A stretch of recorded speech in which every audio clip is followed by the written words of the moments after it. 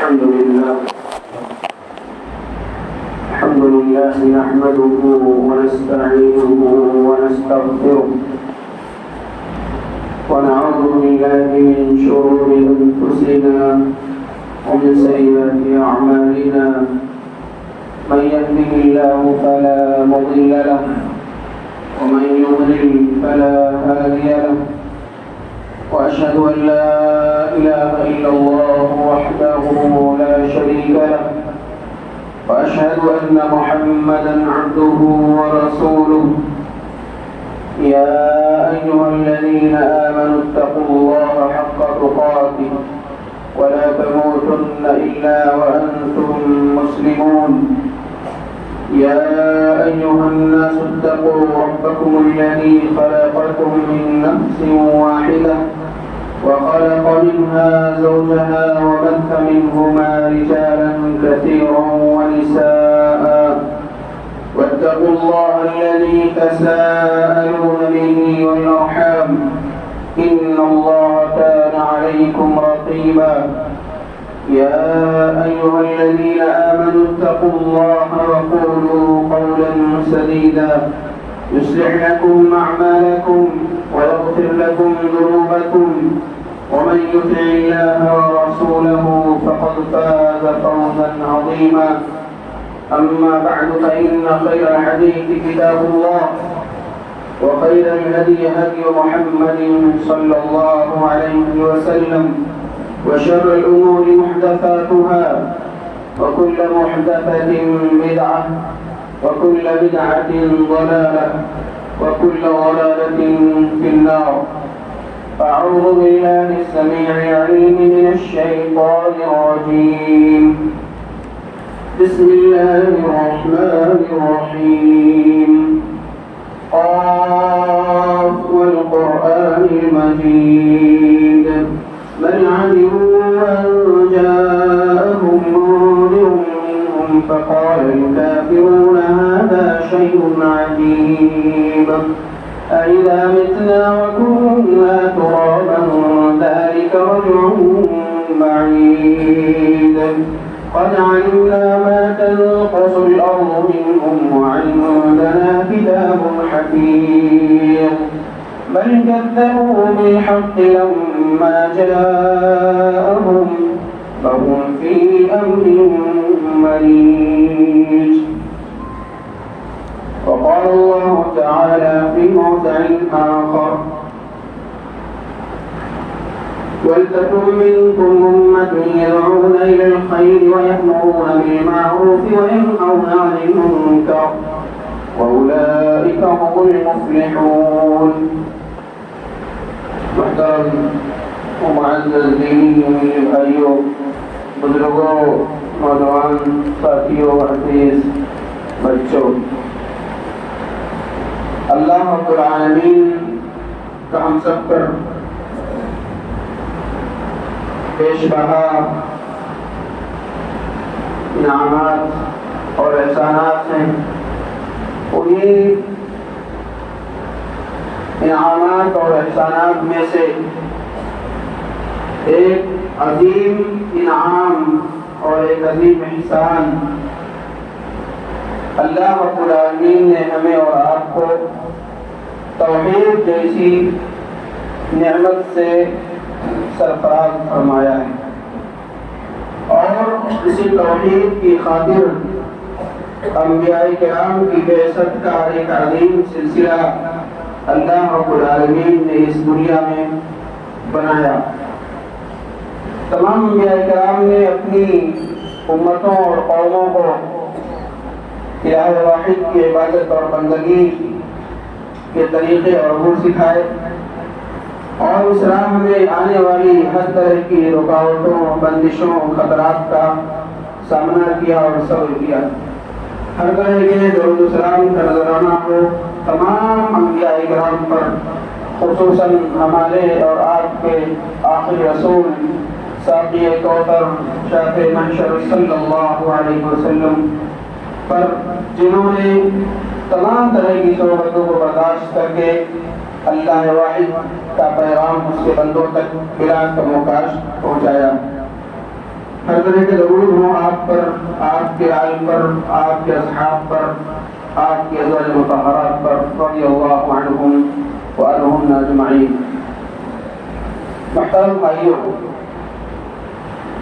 ہم اور آپ جس مقصد کے لیے پیدا کیے گئے وہ مقصد اللہ کی عبادت اور بندگی ہے۔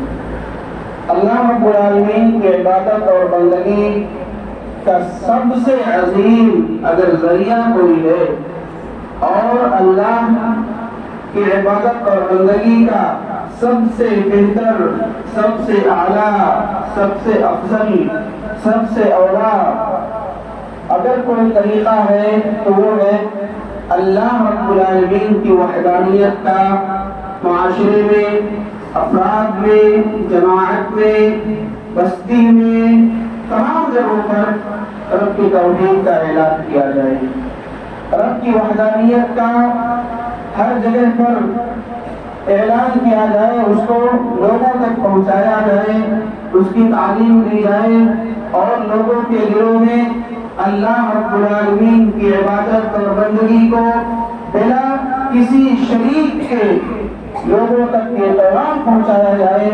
یہی سچی عبادت ہے، یہی اصل عبادت ہے، وہ عبادت جو بغیر توحید کے ہے، وہ عبادت رب کی نگاہ میں ہواء منصورہ ہے، اڑتا ہوا گرد و غبار ہے۔ وہ عبادت جو رب کی توحید سے خالی ہے، وہ عبادت ہمارے اور آپ کے منہوں پر پائی جانے والی ہے۔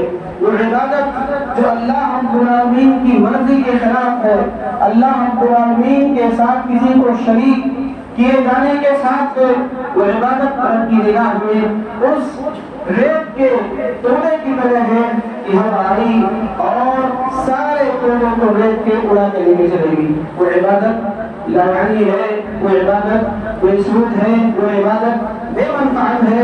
آدمی کی زندگی میں اس عبادت کا کوئی تصور اللہ رب العالمین کے ہاں نہیں ہے۔ اور اسی توحید کو پھیلانے کے لیے اور اسی توحید کی دعوت کے لیے اور لوگوں کو بندوں کی عبادت سے روک کر کے اور اصنام اور بتوں کی عبادت سے روک کر کے ایک اللہ واحد کی عبادت کے لیے اللہ رب العالمین نے انبیاء کرام کا جو سلسلہ عطا فرمایا وہ اسی توحید کو پھیلانے کے لیے تھا۔ وَلَقَدْ بَعَثْنَا فِي كُلِّ أُمَّةٍ رَسُولًا، ہم نے ہر امت میں رسول بھیجا، أَنِ اعْبُدُوا اللَّهَ وَاجْتَنِبُوا الطَّاغُوتَ۔ سارے انبیاء کرام کی دعوت کا خلاصہ، سارے انبیاء کرام کی محنتوں کا ثمرہ توحید کو پھیلانا، اللہ کی عبادت کرنا، طاغوت کی پرست سے بچانا تھا۔ یہ اللہ نے اعلان کر دیا۔ وَمَا أَرْسَلْنَا مِن قَبْلِكَ مِن رَّسُولٍ إِلَّا نُوحِي إِلَيْهِ، دنیا میں جتنے بھی رسول آئے سب کی طرف ہم نے یہی وحی کیا، لا الہ الا انت فاعبدون، اللہ کے علاوہ کوئی عبادت کے لائق نہیں، کوئی معبود برحق نہیں، تم میری عبادت کرو۔ اور ایسی چیزوں میں یہ توحید اور دعوت اور رسالت کی تبلیغ، اللہ کے دین کی نشر و اشاعت، یہ ہر مسلمان پر جو اس امت کا ہے اس پر واجب اور فرض ہے، واجب اور فرض ہے۔ یہ اللہ کا اعلان ہے کہ سارے لوگ اس امت کو جو خیر امت کہا گیا اس دنیا میں، اس امت کو جس کو سب سے بہترین امت کہا گیا، اس کا امتیازی وصف اور سب سے عظیم صفت جو بیان کیا گیا، کنتم خیر امت اخرجت للناس، تم کو لوگوں کے لیے نکالا گیا ہے، تأمرون بالمعروف وتنہون عن المنکر وتؤمنون باللہ، اللہ پر ایمان رکھتے ہو، نیکی کا حکم دیتے ہو، برائیوں سے روکتے ہو، اس لیے تم خیر امت ہو۔ لہذا خیر امت کا جو لقب اس امت کو ملا، اسی توحید کو پھیلانے کے لیے لوگوں کو برائیوں سے، منہیات سے، محرمات سے، رشیات سے، کفریات سے، شرکیات سے اور ساری چیزوں سے جو آدمی کے دین کے لیے، آدمی کے اخلاق کے لیے، آدمی کی عبادت کے لیے، آدمی کی اصلاح کے لیے نقصان دہ ہو، ساری چیزوں سے روکنا اس امت کا کام ہے، اس امت کے ایک فرد کا کام ہے، جس کے لیے الحمدللہ یہ امت اللہ رب العالمین کے دین کی سربلندی کے لیے اس کو لوگوں میں گاؤں گاؤں، بستی بستی، قریہ قریہ، فرد فرد بنانے کے لیے کوششیں کر رہی ہے۔ اللہ رب العالمین اس امت کی کوششوں کو قبول فرمائے اور اس دعوت کی اور امر بالمعروف اور نہی عن المنکر کی فضیلت یہ ہے کہ اللہ رب العالمین نے کہہ دیا قرآن کریم میں وَمَنْ أَحْسَنُ قَوْلًا مِمَّنْ دَعَا إِلَى اللَّهِ، اس سے بڑھ کر اچھی بات کس کی ہو سکتی ہے؟ وَمَنْ أَحْسَنُ قَوْلًا مِمَّنْ دَعَا إِلَى اللَّهِ، اس سے بہتر، اس سے اچھی بات کس کی ہو سکتی ہے؟ جو یہ کہے، جو اللہ کی طرف دعوت دے، ممن دعا الی اللہ، اللہ کے دین کی طرف بلائے، وعمل صالحا، نیک عمل کرے، وقال اننی من المسلمین، اور کہے میں مسلمانوں میں سے ہوں۔ یعنی اس کا مطلب یہ ہے اللہ کے دین کو پھیلانا، توحید کو عام کرنا، یہ دنیا کا سب سے بہترین کام اور سب سے بڑا سوشل کام اگر کوئی ہے تو یہ توحید کو پھیلانا ہے، کیونکہ توحید کی ضرورت ہر ایک فرد کو ہے، چاہے غریب ہو، فقیر ہو، مسکین ہو، یتیم ہو، کسی بھی طبقے سے اس کا تعلق ہو۔ توحید یہ ایسی چیز ہے، ہر انسان کی ذمہ داری ہے توحید کو دینا، توحید کو حاصل کرنا، توحید پر چلنا، توحید کو عام کرنا، ہر ایک مسلمان کی ذمہ داری ہے۔ لہذا سب سے بڑا شعور کام توحید کی نشر و اشاعت ہے۔ آج ہمارے بھائی بہت سارے لوگ اس پر اپنی آنکھیں موند لیتے ہیں اور بند کر دیتے ہیں۔ جب توحید کا ذکر کیا جائے، سنت کا ذکر کیا جائے، ان کے چہروں پر شکن پڑنے لگتے ہیں، پیشانیاں ان کی مروڑ جاتی ہیں۔ اللہ فرماتا ہے یہ ایسے لوگ ہیں جنہوں نے کفر کا ارتکاب کیا، وَإِذَا ذُكِرَ اللَّهُ وَحْدَهُ اشْمَأَزَّتْ قُلُوبُهُمْ وَإِذَا لَا يُؤْمِنُونَ بِالْآخِرَةِ، اور جب اللہ کی توحید کا ذکر کیا جاتا ہے، رب کے فرامین کا تذکرہ کیا جاتا ہے، تو ان کے چہروں پر پل پڑ جاتے ہیں، ان کے دل سکڑنے لگتے ہیں۔ وَإِذَا ذُكِرَ الَّذِينَ مِن دُونِهِ، اور جب اللہ کے علاوہ کا ذکر ہوتا ہے تو خوش ہو جاتے ہیں، ہاں فلاں ہے، خوش ہو جاتے ہیں اور بڑے انہمام سے، بڑے غور سے باتیں سنتے ہیں۔ یہ کافروں کی نشانی ہے، ان لوگوں کی علامت ہے جو رب پر ایمان نہیں رکھتے۔ ان کا طریقہ ہے ہم اور آپ کو توحید سے چھٹی ہونی چاہیے۔ یہ نہیں کہنا چاہیے توحید یہ وہابیوں کی دعوت ہے، یہ نہیں کہنا چاہیے توحید یہ حدیثوں کی دعوت ہے، یہ توحید تو انبیاء کی دعوت ہے۔ سارے انبیاء کرام نے اس توحید کو تو پھیلایا ہے، اور کرام نے اس توحید کے خاطر اپنے پیٹھ کو ابلتے ہوئے ریتوں پر رہنا ہے۔ اس توحید کی خاطر انبیاء کرام نے اس توحید کی خاطر دو ٹکڑے کیے گئے، انبیاء کرام کے جسموں کو چیرا گیا، اسی توحید کی خاطر نبی کو مارا گیا طائف کی وادیوں میں، طائف کے علاقے میں آپ کے جسم سے خون نکل پڑا، اس توحید کی خاطر۔ یہ توحید یہ انگریزوں کی دعوت نہیں ہے، یہ توحید نبیوں کی دعوت ہے، یہ توحید اسلاف کی دعوت ہے، صحابہ کرام کی دعوت ہے۔ لہذا توحید سے کسی کو چڑ نہیں ہونی چاہیے میرے بھائیوں، اور ہم اور آپ کو توحید کو معاشرے میں عام کرنا چاہیے۔ اس کے راستے، اس کے وسائل، اس کے اسباب ہمارے بزرگوں نے یہ قائم کیا ہے اور کرتے رہتے ہیں۔ الحمدللہ اللہ تعالیٰ سب کے قبروں کو نور سے بھر دے جو ہم سے دور جا چکے ہیں، اللہ ان کو بڑی رحمت کرے۔ ان کی دعوتوں کا، ان کی کوششوں کا اور ان کے انتظامات کا ثمرہ ہے کہ ہم اور آپ ان کی ڈگر پر، ان کے اصول پر چلتے ہوئے آج بھی الحمدللہ توحید کی نشر و اشاعت، رسول کی اتباع کا جذبہ لوگوں کے دلوں میں، مسلمانوں کے دلوں میں، ہر ایک فرد کے دلوں میں جگانے کی کوشش کرتے ہیں۔ اللہ سب کی کوششوں کو قبول فرمائے، اور ہم اور آپ یہ نہ سمجھیں کہ یہ چیز ہمارے بس کی نہیں ہے یا اس میں ہمارا کیا فائدہ ہے۔ توحید کے طرح ہر ایک شخص جس کا ایک ذرہ بھی لگا ہے، جس کی ایک محنت لگی ہے، جس نے کچھ ادا کیا ہے اللہ کے راہ میں، ایسی دعوت میں جو توحید کے لیے ہے، ایسی دعوت میں جو سنت کے لیے ہے، ایسی دعوت میں جو مسلک سلف کے لیے ہے، ایسی دعوت میں جو لوگوں کو حرام چیزوں سے بچانے کے لیے ہے۔ اللہ کے رسول کا فرمان ہے من دعا الی ہدی، جس نے کسی کو خدا کی طرف، ہدایت کی طرف بلایا اور کان لہ من الاجر مثل اجور، تو اس شخص کے لیے بھی اسی طرح کا ثواب ہے جس طرح کا ثواب وہ پائے گا جو اس پر کرتا ہے، اس کے اجر میں سے کوئی کمی نہیں کی جائے گی۔ یعنی اگر آپ نے دعوت کے راہ میں 1 روپیہ خرچ کیا ہے تو آپ کو اگر کوئی آپ کے اس خرچ کرنے سے، آپ کے خرچ کرنے سے انتظام کیا گیا، بیانات ہوئے علماء کے اور कोई शख्स एक गुनाह छोड़ दिया, आपको सारे मुसलमानों को उस गुनाह के छोड़ने का सवाब मिलता रहेगा। ये तौहीद की बरकत है, ये इस्लाम की बरकत है, और ये अल्लाह रब्बुल आलमीन का फज़ल और एहसान है मुसलमानों पर कि अल्लाह ताला बंदा एक नेक अमल करता है, कई अफराद को एक साथ उस सवाब से जोड़ देता है। और इसकी अहमियत का मैं आपको बुखारी की रिवायत की रोशनी बताऊं, अल्लाह के रसूल सल्लल्लाहु अलैहि वसल्लम ने बयान फरमाया कि मसलुल क़ारिय फी हुदूदिल्लाह वल वाक़िअ फ़ीहा, कि अल्लाह के हुदूद पर चलने वाला, तौहीद सुन्नत को अपनाने वाला, अमर बिल मारूफ का फरीज़ा अंजाम देने वाला, और वो शख्स जो अमर बिल मारूफ का फरीज़ा अंजाम नहीं देता है, लोगों को बुराइयों से रोकने की कोशिश नहीं करता है, वो कहता उसका मामला है, उसका मैटर वो देख लेगा। अल्लाह के रसूल की हदीस है भाइयों, बुखारी की रिवायत है, हमारे और आपके सीनों को दिलों को जोड़ने वाली ये हदीस है अल्लाह के रसूल की।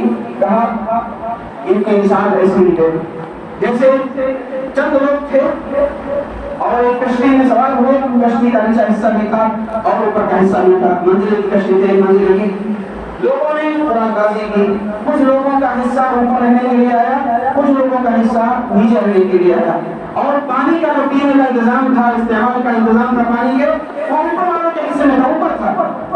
अब कुछ लोग कश्ती में ऊपर हैं, कश्ती दरिया में समंदर में चल रही है, कुछ ऊपर हैं कुछ नीचे हैं। अब नीचे वाले जब पानी लेने जाते हैं इस्तेमाल के लिए, जरूरत के लिए, तो ऊपर वालों को तकलीफ होती है।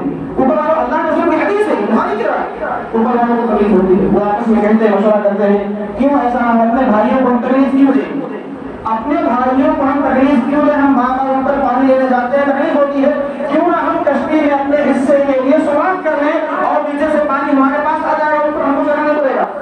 आपका फरमान हमारे और आपके लिए सबके लिए नसीहत।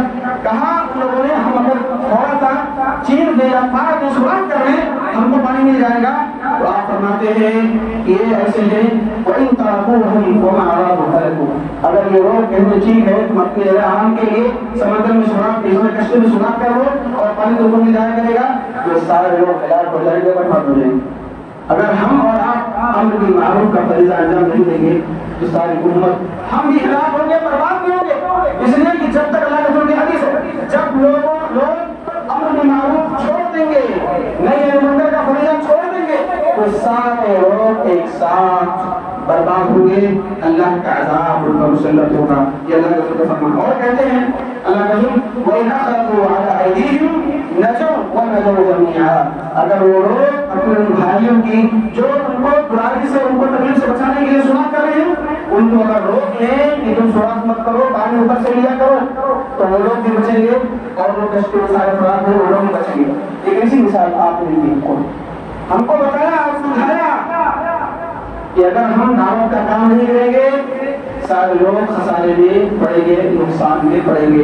ये हमें और आपको हदीस बताती है कि भलाई का हुक्म देना और बुराई से रोकना कितना अहम है एक आदमी की जिंदगी में। और इसी तरह से हमें और आपको समझना चाहिए कि ये जो दावत का काम है ये कितना अहम है और इतनी फजीलत वाला अमल है। अल्लाह के रसूल फरमाते हैं, इन्नल्लाह व मलाइकतहु व अहलुस समावाति व अहलुस समावाति वल अर्ज़, यकीनन अल्लाह रब्बुल आलमीन और उसके फरिश्ते और तमाम ज़मीन और आसमान वाले, हत्तल नमला की जुतरिहा, यहाँ तक कि चूंटी अपने सुराखों में, वल हुत फिल बहरी, और मछलियाँ समंदरों में, लयुसल्लूना अला मुअल्लिमिन नास अल खैर, लोगों को भलाई बताने वाले के लिए, लोगों को दीन, सही दीन, सच्चा दीन सिखाने वाले के लिए ये दुआएं करती हैं। कितना बड़ा मकाम है एक मुसलमान का, जो तौहीद को फैलाता है, तौहीद की फैलाने के लिए कोशिश करता है, उसमें अपना हिस्सा डालता है और अमल करता है, मेहनत करता है, सब्र करता है, मुसीबत उठाता है, तकलीफ बर्दाश्त करता है इंतजामात के सिलसिले में। कहा अल्लाह उस पर रहमत नाज़िल फरमाता है, फरिश्ते उसके लिए रहमत की दुआएं करते हैं, मछलियां समंदरों में उसके लिए दुआएं करती हैं, और चूंकि अपनी सुराखों में उसके लिए दुआएं करती हैं, जो लोगों को भली बात सिखाता है, भली बात सिखाने के लिए इंतजाम करता है, कोशिश करता है। कितना बड़ा मकाम है मुसलमान का, एक तौहीद का, तौहीद फैलाने वाले का। लिहाजा मेरे भाइयों, ऐसे ही न कैसे हमें और आपको अपना दिल थाम करके सब्र के کے ساتھ اللہ سے اجر کی امید کے ساتھ آگے بڑھنا چاہیے. لوگوں کی باتوں سے, لوگوں کے فکروں سے اور لوگوں کی ایسی باتیں جو ان کی اپنی مرضی رہتی ہے, شیطان کی بہکاوے کی باتیں رہتی ہیں, ان میں آ کر کے اپنے دل کو ہمیں چھوٹا نہیں کرنا چاہیے. سورہ عصر میں اللہ رب العالمین نے بیان فرمایا والعصر, قسم ہے زمانے کی, ان الانسان لفی خسر, یقیناً سارے انسان خسارے میں ہیں, کھاتے ہیں, الا الذین آمنوا وعملوا الصالحات, مگر وہ لوگ جو ایمان لائے, نیک عمل کیا, وتواصوا بالحق, اور حق کی تلقین کرتے رہے, وتواصوا بالصبر, اور آپس میں ایک دوسرے کے ساتھ صبر کی تلقین کرتے رہے, وہ کامیاب ہو گئے. یہاں بہت سارے علم نے اسلام کے 4 ارکان کو اس آیت سے اخذ کیا ہے. اس کو اصول اربع یا ارکان اربع کے نام سے ہم اس کو جانتے ہیں اور بیان کرتے ہیں. کیا اس میں 4 اصول ہیں ایک مسلمان کے لیے؟ الا الذین آمنوا, آمنوا کا معنی ہے علموا, ایمان لایا علم کی بنیاد پر, سیکھ کر کے, پڑھ کر کے, سمجھ کر کے ایمان لایا, علم حاصل کیا, اللہ کو جانا, اللہ کے دین کو جانا, نبی کے صفات کو جانا, نبی کو پہچانا, اور یہی چیز اصول ثلاثہ ہے, اللہ کی معرفت, دین کی معرفت اور اللہ کے رسول کی معرفت. اسی کا نام اصول ثلاثہ ہے. 3 اصول جس نے جان لیا, پڑھ لیا, سمجھ لیا, عمل کر لیا, اس کی زندگی پار ہو گئی, اس کا بیڑا پار ہو گیا. اور یہاں کیا کہا الا الذین آمنوا, ایمان لایا یعنی علم سیکھا, علم کی بنیاد پر وہ اپنے آپ کو کہتا ہے موحد و توحید والا ہوں, اللہ رب العالمین کے کلمے کی میں سربلندی کے لیے دنیا میں آیا ہوں, وہ عمل کرتا ہے. آمنا, اور دوسری چیز کیا ہے وعملوا الصالحات, نیک عمل کیا, اور عمل کا ہے میرے بھائیوں علم کے بعد ہے. فَفَعَلَ أَنَّهُ لَا إِلَهَ إِلَّا اللَّهُ, پھر جانو کہ وہ اللہ ہے, اس کے سوا کوئی معبود برحق نہیں ہے. یعنی پہلے علم ہے, عبادت سے پہلے علم ہے, عمل سے پہلے علم ہے.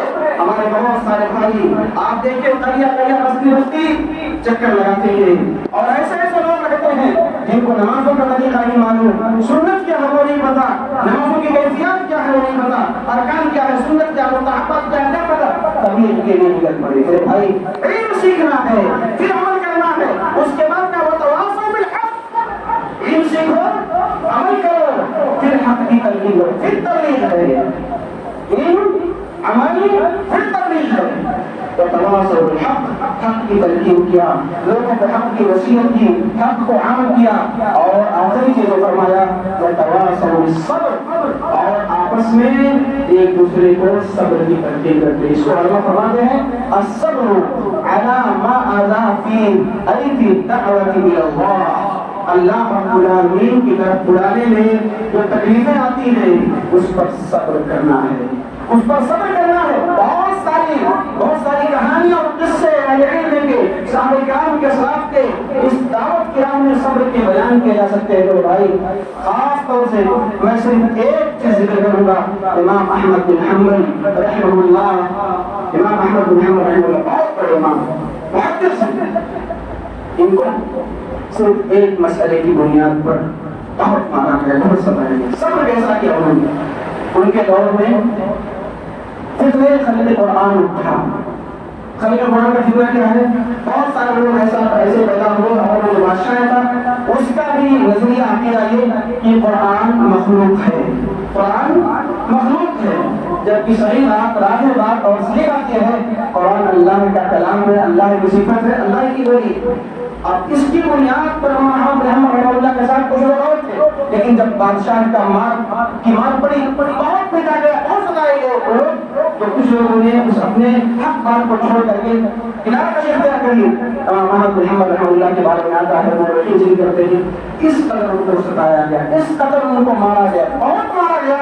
کہتے اگر ایسے کوڑے مارے جاتے تھے, اگر ہاتھی پر مارا جاتا وہ کوڑا تو ہاتھی چیخ کر کے بیٹھ جاتا. یہ سزائیں امام احمد بن حنبل رحمہ اللہ کو ایک عقیدے کی مسئلے کی بنیاد پر دی گئی. وہ کہتے تھے ہاتھوں ایک دلیل لے کے آؤ, تو میں کہہ دوں کہ قرآن مخلوق ہے. وہ کہتے تھے القرآن کلام اللہ غیر مخلوق, قرآن اللہ کا کلام, یہ مخلوق نہیں ہے، اللہ کی صفت ہے، اللہ کی بولی ہے، اللہ نے کلام کیا ہے، یہ مخلوق نہیں ہے۔ اسی بنیاد پر ان کو یہ صبر کیا انہوں نے دعوت دلائی۔ ہم اور آپ کو تکلیف ملی، کچھ کسی سے ناچاکی ہو گئی، کسی بات کی طرف ہو گیا، دعوت کے لیے اللہ کے لیے کام کر رہے ہیں، طلاق ہونا، ایسے ماحول میں جذبات میں لوگ بڑھ جاتے اور جذبات کی رو میں آ کر کے وہ صحیح بات کو چھوڑ دیتے ہیں۔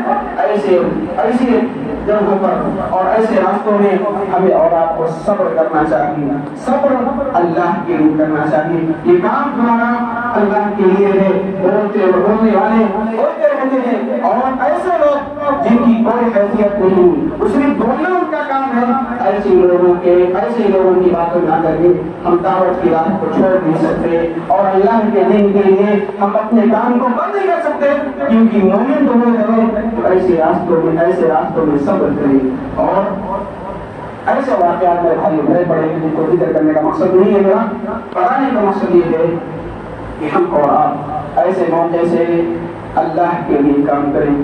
ہمارا مقصد اللہ کو راضی کرنا ہو، اخلاص ہو، غیرہ نہ ہو، علوم نہ ہو، اپنے نام کا اعلان کرنا نہ ہو، خاموشی کے ساتھ اپنا عمل جاری رکھیں اور لوگوں کی بات کو بہکاوے نہ کر کے، ان کی باتوں نہ کر کے ہم اللہ کے اس مشن کو، دعوت کے اس مشن کو، توحید کے اس مشن کو مار نہ پڑنے دیں، ٹھنڈا نہ ہونے دیں۔ اللہ رب العالمین ہماری اور آپ کی سب کی محنتوں کو، کوششوں کو اس راہ میں اللہ تعالیٰ قبول فرما دے۔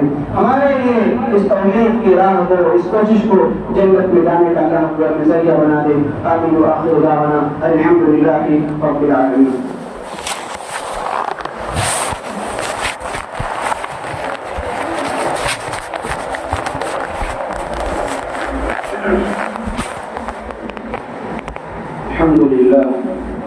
الحمد لله نحمده ونستعينه ونستغفره ونعوذ بالله من شرور أنفسنا ومن سيئات أعمالنا، من يهده الله فلا مضل له ومن يضلل فلا هادي له، وأشهد أن لا إله إلا الله وحده لا شريك له، وأشهد أن محمدا عبده ورسوله. أما بعد فإن خير الحديث كتاب الله، وخير الهدي هدي محمد صلى الله عليه وسلم، وشر الأمور محدثاتها، وكل محدثة بدعة، وكل بدعة ضلالة، وكل ضلالة في النار. إن الله وملائكته يصلون على النبي، يا أيها الذين آمنوا صلوا عليه وسلموا تسليما. اللهم صل على محمد وعلى آل محمد كما صليت على إبراهيم وعلى آل إبراهيم إنك حميد مجيد. اللهم بارك على محمد وعلى آل محمد كما باركت على إبراهيم وعلى آل إبراهيم إنك حميد مجيد. عباد الله يرحمكم الله، إن الله يأمر بالعدل والإحسان وإيتاء ذي القربى وينهى عن الفحشاء والمنكر والبغي يعظكم لعلكم تذكرون. ولذكر الله تعالى أولى وصلوا وتموا أكبر، والله يعلم ما تصنعون.